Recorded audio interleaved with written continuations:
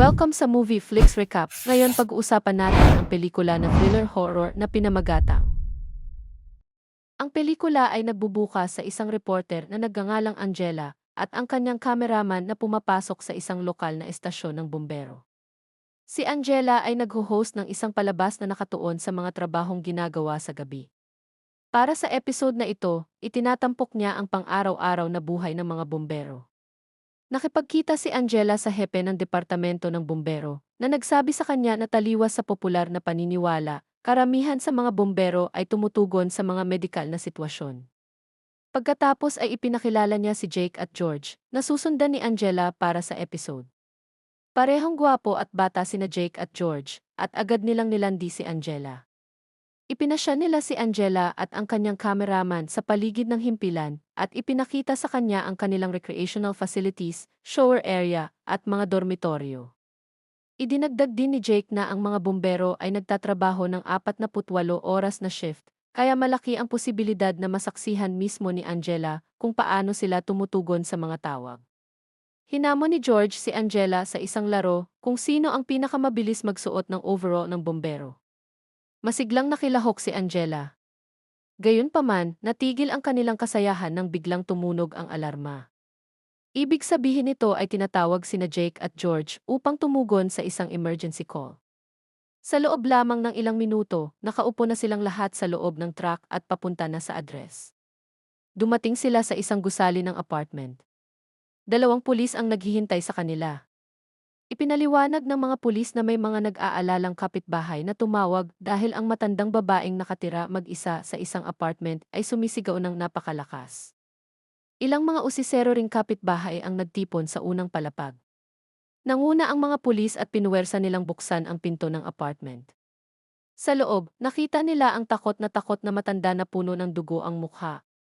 Sinubukan nilang pakalmahin siya, ngunit inatake at kinagat niya ang isa sa mga pulis. Agad na binuhat ni Jake ang sugatang pulis pababa at iniwan si George upang asikasuhin ang matanda. Ngunit pagbalik nila sa unang palapag, natuklasan nilang nabarikadahan ang gusali mula sa labas. Isang ina na karga ang kanyang anak ang nagsabi sa kanila na ang kanyang asawa ay nasa labas at hindi pinapapasok. Sa kasamaang palad, kailangan nitong makapasok agad dahil dala niya ang gamot na kailangan ng kanilang anak. Isa pang kapitbahay na isang veterinaryo ang lumapit at nagbigay ng first aid sa sugatang pulis. Ilang sandali lang, may katawan na bumagsak mula sa itaas patungo sa unang palapag. Si George pala iyon. Nilapitan siya ni Jake at napansin niyang may pulso pa siya. Ngunit dahil nakakandado sila sa loob, hindi nila madala si George upang humingi ng tulong. Ang natitirang pulis na nagngangalang Danny ay sumama kina Angela at sa kanyang cameraman paakyat. Nakita nila ang matanda na gumagala sa mga pasilyo na nakalabas ang mga ngipin.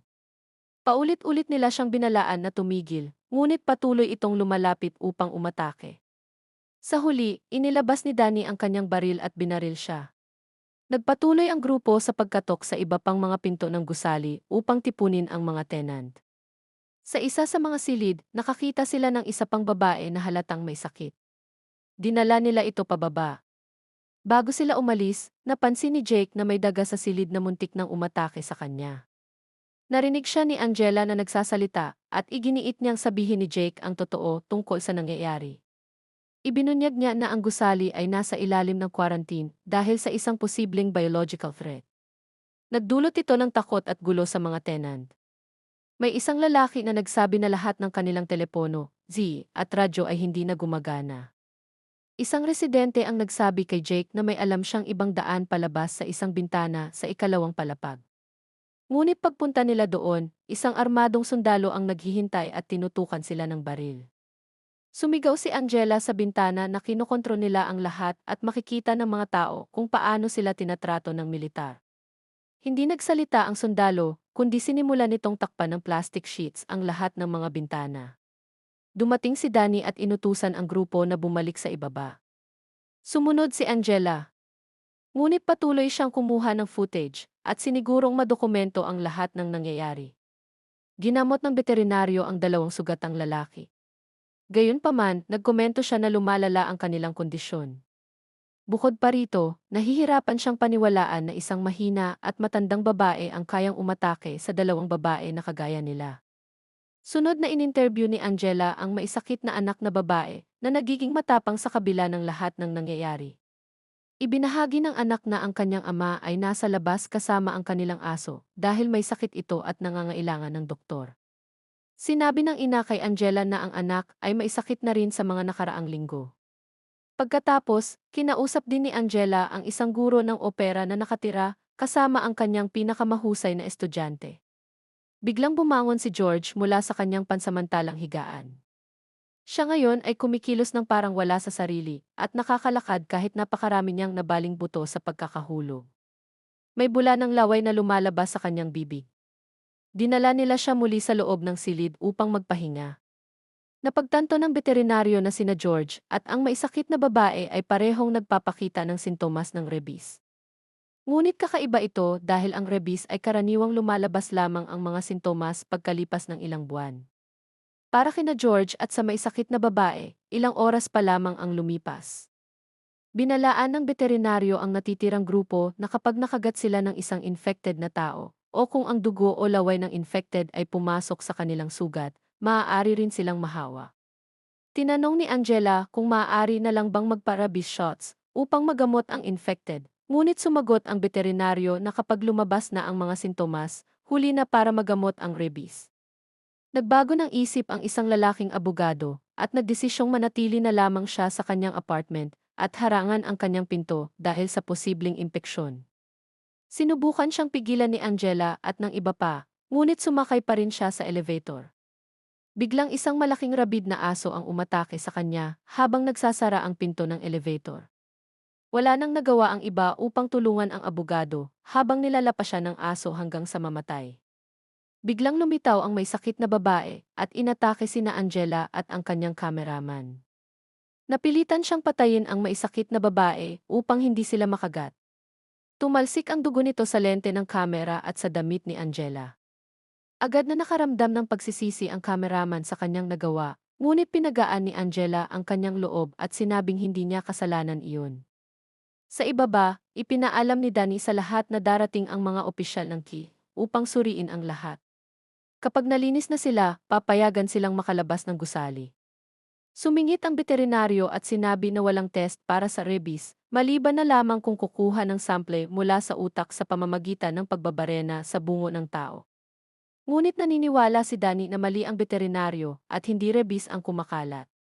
Pagkatapos nito, nagsagawa siya ng roll call upang malaman kung sino ang nawawala at sino ang patay. Sinabi ng landlord na ang tenant sa attic ay nawawala at hindi niya ito nakita sa loob ng ilang buwan. Dumating ang isang opisyal ng Keith at nagbarena sa ulo ni George. Kinumpirma nito ang sinabi ng veterinaryo na ang rabies ay sinusuri sa pamamagitan ng pagkuha ng sample mula sa utak. Gayunpaman, pagkatapos nito, bumangon muli si George. Lumabas ang opisyal ng Keith sa silid at ikinandado ang pinto sa likuran niya na ipinagkulong ang veterinaryo sa loob. Sumisigaw at kumakatok ang veterinaryo, iginiit na hindi siya nakagat. Sinubukan ni na Jake at ng iba na palabasin siya, ngunit mariing ipinagpilitan ng opisyal ng Keith na huwag siyang palabasin. Ilang sandali lang, inatake si veterinaryo ni George. Ibinunyag ng opisyal sa natitirang grupo na naalerto sila sa posibleng kontagyon dahil sa aso ng anak na babae. Nang dalhin ng asawa ang aso sa isang klinika, sinimulan nitong atakihin ang iba pang mga alagang hayop sa loob.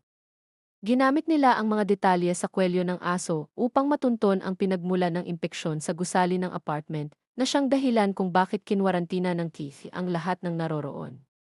Ang ibang mga residente ay tumutol laban sa ina at sa anak dahil itinago nila ito, lalo na't posibleng nahawa ang anak.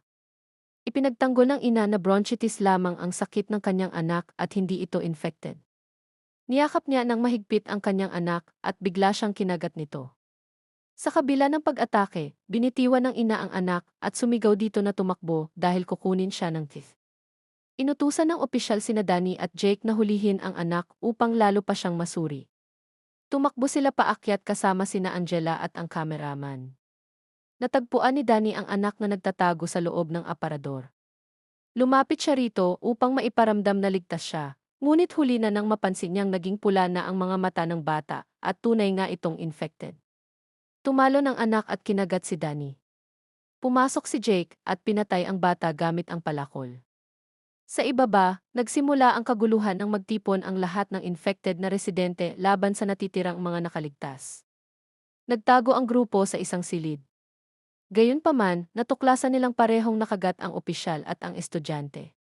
Sinubukan ng guro ng opera na makatakas sa bintana, ngunit binaril siya ng isang sundalong nagbabantay sa harap ng gusali. Napagtanto ni Angela na hinding-hindi sila palalabasin ng mga sundalo ng buhay, maliban na lang kung makakahanap sila ng ibang daan palabas. Sinubukan ng mga nakaligtas na bumaba at nakita nilang infected na rin ang ina at dalawa pang residente. Biglang lumitaw ang estudyante at inatake si Angela, ngunit tinulungan siya ni na Jake at ng cameraman upang maalis ang estudyante mula sa kanya. Sa huli, pinilipit ni Jake ang liig ng estudyante at namatay ito. Naluha at bumigay si Angela dahil sa trauma ng lahat ng nangyayari. Nataranta siya dahil akala niya nakagat siya. Pinakalma siya ng cameraman at tiniyak na hindi siya nakagat. Sinabi ng landlord kay Jake na may isa pang daan palabas sa basement. Ngunit inatake at pinatay siya ng opisyal na infected na. Tumangging iwan ng asawa ng landlord ang kanyang mister, kaya namatay din siya. Nagmadali silang pumunta sa mga mailbox sa lobby upang hanapin ang mga susi ng basement habang iniiwasan ang iba't ibang infected na tao. Gayunpaman, lumitaw ang landlord na infected na rin at inattack si Jake. Nahawa na rin si Jake, kaya't wala nang nagawa sina Angela at ang cameraman kundi iwan siya. Napilitan ang dalawang natitirang nakaligtas na umakyat sa attic upang makatakas mula sa rabid infection. Sa loob ng attic apartment ay may iba't ibang gamit pang laboratorio at mga pahayagang ginupit. Agad nilang naisip na ang tenant na nakatira roon ang pinagmulan ng virus na sumisira sa gusali. Kasali ang tenant sa isang doomsday cult na sumalakay sa isang ligtas na pasilidad militar at nagnakaw ng virus na ginawa upang maging mas advanced na anyo ng rabies. Naunang nabanggit ng landlord na ilang buwan na niyang hindi nakikita ang tenant na iyon, kaya't malamang siya ang unang nahawa at kumalat ang virus sa mga daga, pagkatapos ay sa mga alagang hayop hanggang sa tuluyang nahawa ang anak. Namatay ang kuryente at nangangapa sa dilim si Angela dahil wala siyang makita. Binuksan ng cameraman ang night vision at sinubukang gabayan si Angela papunta sa kanya. May bumukas na trapdoor at isang infected ang pumasok at tinamaan ang kanyang kamera, dahilan upang ito ay mahulog. Ang infected na taong ito ay sobrang payat at deformed, na nagpapahiwatig na ito ang tenant na matagal nang naghihirap sa loob ng ilang buwan. Inattack ng infected ang cameraman. Kinuha ni Angela ang nahulog na kamera at nakita sa lente na pinatay ng infected ang cameraman at kinakaladkad ang kanyang laman. Nabitiwan ni Angela ang kamera at bumagsak siya sa sahig. At diyan nagtatapos ang part 1 at ngayon naman ay lilipat na tayo sa part 2 ng pelikula. Sa pagpapatuloy ng part 2, may isang paliparan sa States, naghahanda ang flight attendants na si Paula at Jenny para sa kanilang susunod na biyahe. Kinausap sila ni Forest Captain at ng kanyang co-pilot na si Will at napansin nilang hindi sila magkakaroon ng maraming pasahero ngayong gabi dahil sa mga thunderstorm. Uminom din ng gamot si Wilsey dahil hindi siya maganda ang pakiramdam. Pagkatapos ay nakilala ng mga attendants ang mga pasahero ngayong gabi. Si George ay isang binatilyo na palaging lumilipad ng mag-isa at ayaw ng masyadong inaalagaan. Dumating si Bev kasama ang kanyang asawang si Dr. Kingston na dahil sa Parkinson's ay hindi makagalaw o makapagsalita. Si Army Medic Sheila ay kinakabahan sa paglipad habang si Luis ay nagpapahinga kasama ang kanyang pusa. Nagdala si Henry ng hawla ng mga hamster at nang subukan siyang tulungan ni Ralph na ilagay ito sa storage bin, nakagat siya sa proseso. Hindi ka siya ang hawla kaya pinilit ng mga flight attendant si Henry na ipadala ito sa cargo hold. Si negosyanteng Preston ay paulit-ulit na bumabahing, halatang may sakit din tulad ni Wilsey. Nang sa wakas ay lumipad na ang eroplano, kinailangan pang paalalahanan ni Jenny sinyal na ibaba ang kanyang telepono at nang tumanggi siya, pinilit naman siya ni Henry. Nagalit at nagtalo ang dalawang lalaki, kaya ibinalik sila ni Jenny sa kanilang upuan sa pamamagitan ng pagpapaalala na maaari silang maaresto kapag lumapag kung hindi sila magbehave. Pagkatapos, ikinuwento ang kanyang at nagkomento tungkol sa kalagayan ng asa ng lipunan. Ilang sandali lang, nanonood si Henry ng balita at nalaman na pinalibutan ng Center for Disease Control o TIC ang isang gusali ng apartment sa Los Angeles. Samantala, hindi maganda ang pakiramdam ni Ralph at humingi siya ng tubig habang nakatitig sa sugat sa kanyang hinlalaki. Napansin ni Jenny na nakaupo siya sa kakaibang posisyon at nang suriin niya ito, bigla siyang sumuka sa kanya. May bula ang kanyang bibig habang humihingi na makababa, kaya ginawa ng mga flight attendants ang lahat para alagaan siya. Walang nakapansin na ang pusa ay palihim na kumakain ng suka sa sahig. Iniwan ni Jenny ang lalaki kay Paula at nagpunta para linisin ang suka sa kanyang katawan, pero sa sandaling iyon, tumakbo si Ralph sa pasilyo at itinulak siya. Sinimulan niyang katukin ng malakas ang pinto ng cockpit, humihiling na tumigil ang eroplano, kaya sinunod ni Wilsey ang protocol at inilock ang pinto habang binalaan naman ni Forrest ang ground control tungkol sa sitwasyon. Sinubukan siyang pigilan ni Henry, ngunit madaling natalo, ganoon din si George. Pagkatapos ay nagtulungan sina Preston, George, Paula, at Sheila kasama si Henry para mapigil si Ralph at sa huli ay nawalan ito ng malay. Ginamit nila ang plastic restraints para itali ang kanyang mga kamay. Pagkatapos, sinuri ni Sheila kung walang nasaktan habang si Jenny ay nagpanik ng mag-isa, sinasabi kay Paula na nabigo siyang maging kapaki-pakinabang sa emergency. Sa sandaling iyon, inanunsyo ni Forrest na may utos siyang lumapag at pinaupo ang lahat. Malakas ang pag-uga ng eroplano habang bumababa at tinuruan ng mga attendants ang lahat na ilapit ang ulo. Patuloy na dumudulas ang katawan ni Ralph at tumatama ang ulo, kaya kinailangan ni na Jenny at Paula na ilipat siya sa isang upuan. Habang nahihirapan si Paula sa seatbelt, nagising si Ralph na may pulang mata at kinagat ang kanyang ilong, na labis na nakasakit sa kanya.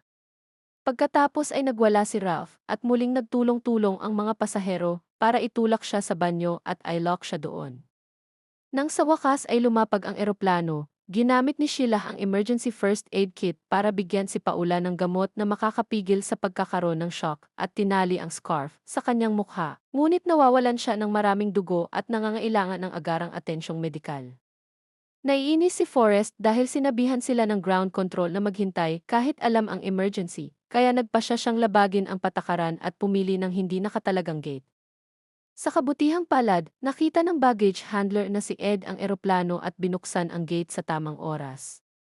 Hinawakan ni na Forrest at Wilsey ang pinto ng banyo ng eroplano, habang desperadong bumababa ang lahat maliban kina Bev at Kingston dahil kailangan pa nilang tulungan. Pinangunahan ni Ed ang grupo papunta sa kabila ng gate, ngunit nakalock ang pinto at walang sumasagot sa kanyang request sa radyo. Wala silang choice kundi sumunod kay Ed papasok sa employee entrance para makapasok sa staging area ng paliparan. Umakyat sila sa hagdan at nauna si Ed sa ibang pinto, ngunit nabigla siya nang madiskobring lahat iyon ay nakalock na hindi karaniwang nangyayari. Nang suriin niya ang power box, kinumpirma niyang nasa ilalim sila ng lockdown at lahat ng kanilang ginagawa ay makikita sa security cameras na aktibo pa rin. Nagkaroon ng pagtatalo kung ano ang gagawin pero naputol ito nang bigla ang tunog ng sirena. Sumilip sila sa bintana at napansin ang mga ambulansya at mga pulis na nasa labas, pero agad na natakpan ang bintana. May boses na nag-anunsyo na ang grupo ay naka-quarantine at kailangan nilang maghintay hanggang dumating ang tulong. Tinawagan ng mga pasahero ang kanilang pamilya para sabihin ang nangyayari bago magsanib puwersa para sigawan si Jenny, na nakikita nila bilang kinatawan ng mga desisyon ng airline. Hindi alam ni Jenny kung paano ipagtanggol ang sarili, pero sa kabutihang palad, pinutol ni Sheila ang sigawan at sinabi na mayroon siyang medical kit sa kanyang bagahe na makakatulong para mabuhay si Paula ng ilang oras pa. Kinuha ni Jenny si Ed at ilang pasahero para hanapin ang bagahe ni Sheila, pero sa sandaling iyon ay namatay ang kuryente. Tinulungan sila ni Ed gamit ang kanyang flashlight at nang bumalik sila sa eroplano, nadiskubre nilang nawala na sina Wilsey at Forrest. Binuksan ni Jenny ang banyo at nagulat nang makitang puno ng dugo. Lumapit si Preston para kunin ang kanyang laptop at nadunggol si Kingston na nakaupo ng mag-isa. Wala na ang kanyang asawa at nang tanungin ng iba kung ano ang nangyari, ginamit ni Kingston ang kanyang mga mata para ituro ang pares ng plastic cuffs sa sahig na inatangat na.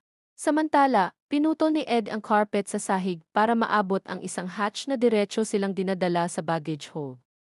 Kinuha ni Jenny ang medical kit ni Sheila habang si Neil naman ay kumuha ng baril mula sa kanyang maleta.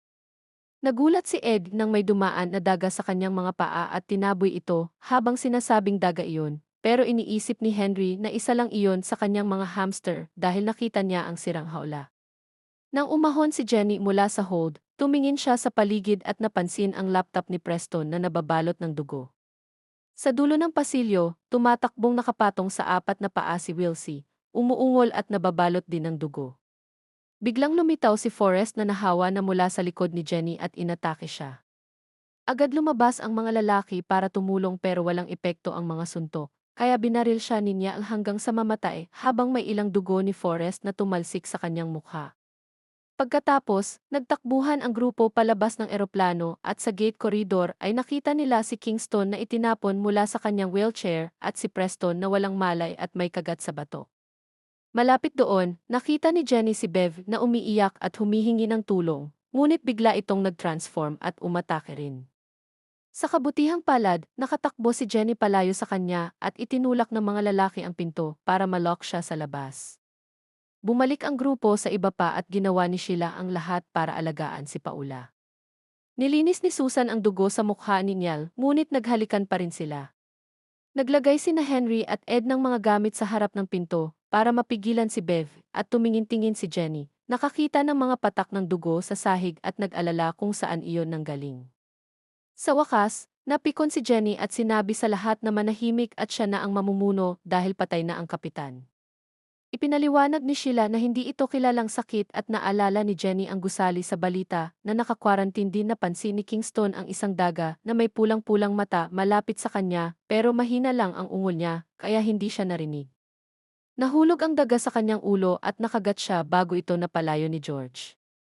Habang hinuhuli ng mga lalaki ang daga gamit ang balde, inasikaso ni Sheila ang sugat. Pagkatapos ay nagkasundo ang grupo na ikulong sina George at Paula sa isang crate kung sakaling mag-transform din sila. Gumamit si Ed ng guantes para kunin ang daga at napansin niyang may tag ito sa paa, na ibig sabihin ay nakatakas ito mula sa isang laboratorio. Sinabi ni George na si Henry ang nagdala at nagsinungaling tungkol sa mga hamster dahil sigurado siyang nakakita siya ng mahahabang buntot sa hawla kanina. Nang itanggi ito ni Henry, dinala siya ni Jenny sa tabi at hiningi ang totoo, ngunit nanumpa si Henry na hindi iyon sa kanya, ipinapunto na hindi makakapasok ang mga daga mula sa laboratorio sa security check. Habang yakapan silang dalawa para sa kaunting ginhawa, biglang lumabas si Ralph at sinunggaban si Jenny habang hindi pinapansin ang mga tangka ni Henry na pigilan siya. Narinig ng iba ang sigaw at nagmadali silang tumulong. Pinagsama-sama ang lakas para sakalin si Ralph gamit ang hose. Sa sandaling iyon, nakatanggap si Ed ng mensahe sa radyo na naroon na sa wakas ang Keith. Nagtipon ang grupo sa pinto pero sa halip na palabasin sila, pumasok ang apat na opisyal. Itinutok nila ang mga baril sa grupo habang kinukuha ang daga at ang baril linyal. Pagkatapos ay nilapitan sina Paula at Kingston para bigyan ng iniksyon. Humiling ng paliwanag ang grupo, ngunit sinabi lang ng mga opisyal na ito ay protocol. Pagkatapos ay inutusan ng mga opisyal ang iba na pumayag din sa iniksyon. Nag-aatubili ang lahat kaya si Luise ang nagboluntaryo muna, ngunit bago siya maturukan ay kinagat siya ng kanyang pusa sa lieg at tumakbo palayo. Habang nagpaputok ng baril ang isang opisyal at hindi tinamaan ang kahit ano, biglang nag-transform si Kingston at sinunggaban ang lalaki para kagatin siya. Binaril ng ibang opisyal si Kingston hanggang sa mapatay at sinubukang ilabas ang kanilang kasama, ngunit nadiskobring nakalock ang pinto. Binuksan nila ito gamit ang mga putok at tumakbo palabas, kaya sinamantala ni Forrest ang pagkakataon para sumunod sa kanila. Nagpaputok ang mga pulis nang makita sila at pinatay silang lahat maliban sa isang ahente na tinamaan lang sa binti. Hinila ng grupo ang natirang buhay na ahente papasok bago isinara ang pinto. Sa sandaling iyon, narinig nila ang mga alulong ng mga infected na papalapit kaya tumakbo silang magtago sa loob ng isang container. Huminto si Susan nang mapansin sinyal na bumubula ang bibig, kaya kinailangan siyang hilahin ng iba papasok habang ipinaliwanag na nahawa na rin siya. Pagkatapos maisara ang container, ipinaliwanag ni Sheila na magkakaiba ang kulay ng bawat iniksyon, ibig sabihin ay iba-iba ang ibinibigay sa lahat at hindi lang protocol. Ibinunyag ni Henry na nakapulot siya ng baril at pinilit ang opisyal na umamin ng kanyang nalalaman. Lumabas na hindi siya galing sa thief, kundi sa TGK o Chemical Biological Domestic Terrorism Organization na nasa ilalim ng Homeland Security. Isa sa kanilang mga unit ang pumunta sa apartment na iyon sa ETI. Ilang oras ang nakalipas pero wala nang lumabas. Sa attic ay natagpuan nila ang isang bioterror laboratory na ginawa ng isang kulto. Sinubukan nilang gumawa ng lunas batay sa isang survivor, ngunit lalo lamang itong lumala na nagpapahiwatig na ang grupong ito ang susunod na magiging trial nila. Pagkatapos makumpirmang dala ng mga daga ang sakit, kinuha ng opisyal ang baril kay Henry at nag-suicide. Nagkaroon ng breakdown si Nika habang naalala ni Ed na madalas bahain ang terminal na ito dahil sa luma nitong drainage tunnel, ibig sabihin maaari silang makatakas kung matagpuan nila ito. Biglang lumitaw si Wilsie sa isang bukasan sa ibabaw ng container at hinawakan ang kamay ni Ed, kaya sinubukan siyang barilin ni Henry, ngunit natuklasan niyang wala ng bala. Sinabi ni Ed kay George na pindutin ang isang buton na nag-angat sa container at dinurog si Wilsie laban sa beam. Pagkatapos ay lumabas ang grupo mula sa container at ginabayan sila ni Ed sa lugar habang napansin ni Jenny na nawawala si Henry.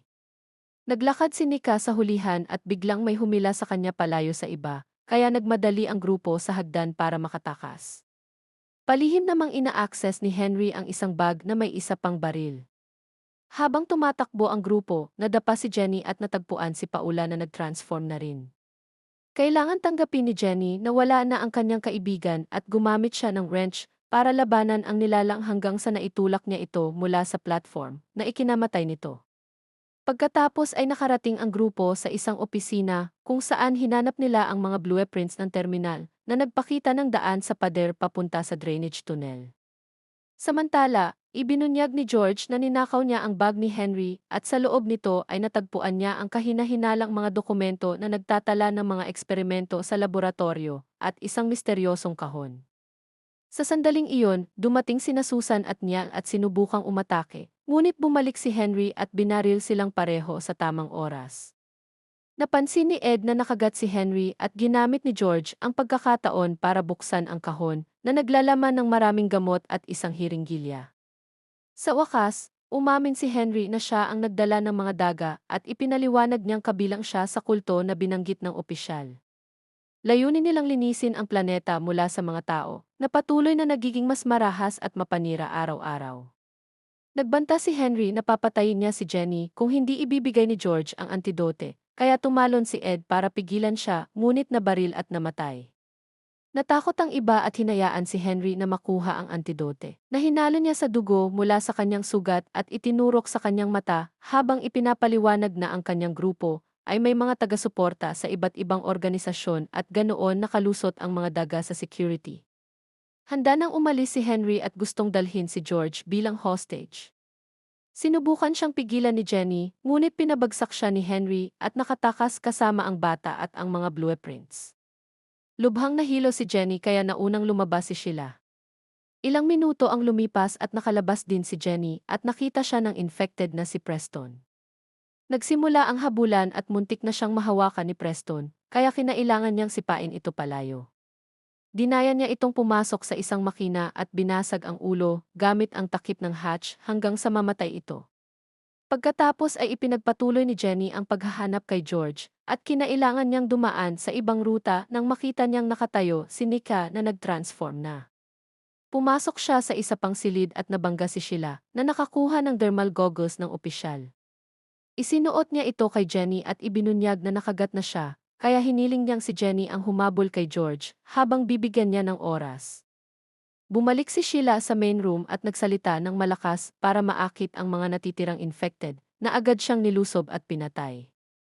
Natagpuan ni Jenny ang isang butas sa pader na binuksan ni Henry para makapunta sa tunel at habang papasok na siya, biglang hinawakan siya ni Luis. Gamit ang wrench, hinampas niya si Luis hanggang sa mawalan ito ng malay. Pagkatapos ay naglakad si Jenny sa pagitan ng mga pader, napansin ang mga patak ng dugo sa sahig gamit ang goggles. Natakot siya nang makita ang ilang hayop pero mga daga lang iyon at hindi ang mga lab rats. Sinundan ang bakas ng dugo, natagpuan ni Jenny ang mga blueprints at ang damit ni Henry sa tabi ng isang hagdan na papunta sa drainage tunnel. Nasilip niya si George sa ibaba, na nagpaliwanag na hindi gumana ang antidote at nag-transform na rin si Henry. Binaliwala ni Jenny ang babala ni George at bumaba, napansin niya ang may dugong tumutulo sa kanyang goggles. Biglang lumitaw si Henry at inatake siya, na nagpabitaw sa kanya ng goggles, bago siya nagsimulang itapon kung saan-saan. Habang ginagawa ni Jenny ang lahat para lumaban, sinuot ni George ang goggles at kinuha ang baril, binaril si Henry hanggang sa bumagsak. Ngayon ay malaya na, kinuha ni Jenny muli ang goggles at ginamit ang wrench para tapusin si Henry sa isang hampas sa ulo. Sa sandaling iyon, lumitaw ang malalaking apoy sa hatch, na nangangahulugang sinusunog ng mga team sa labas ang terminal. Sa kasamaang palad, nakablock ang exit, ngunit nakakita si Jenny ng baggage tunnel at sinipa ang takip nito. Natakot si George na bumaba doon, kaya ibinigay ni Jenny ang goggles sa kanya at pinayagan siyang mauna para sa kaligtasan. Habang naririnig ang mga pagsabog sa labas, mabilis na gumalaw ang dalawa, ngunit hindi nagtagal ay napagod si Jenny at napagtanto niyang nahawa na siya. Lumingon si George at napansin siyang sumusuka, ngunit tumangging iwan siya. Pumayag si Jenny na sumunod na lang para sa kanyang kapakanan. Sa huli, natagpuan nila ang exit na nakablock ng mga bakal na rehas. Nakalusot si George ng madali at nang lumingon siyang muli, lumitaw si Jenny na nag-transform na at inabot siya sa rehas para atakihin siya. Sa kabutihang palad, masyado siyang malaki para makalusot at nakatakas si George sa pamamagitan ng pagtanggal ng kanyang jacket. Pagkatapos ay tuluyang nakatakas si George mula sa paliparan. At dito na nagtatapos ang pelikula. Maraming salamat sa inyong panonood.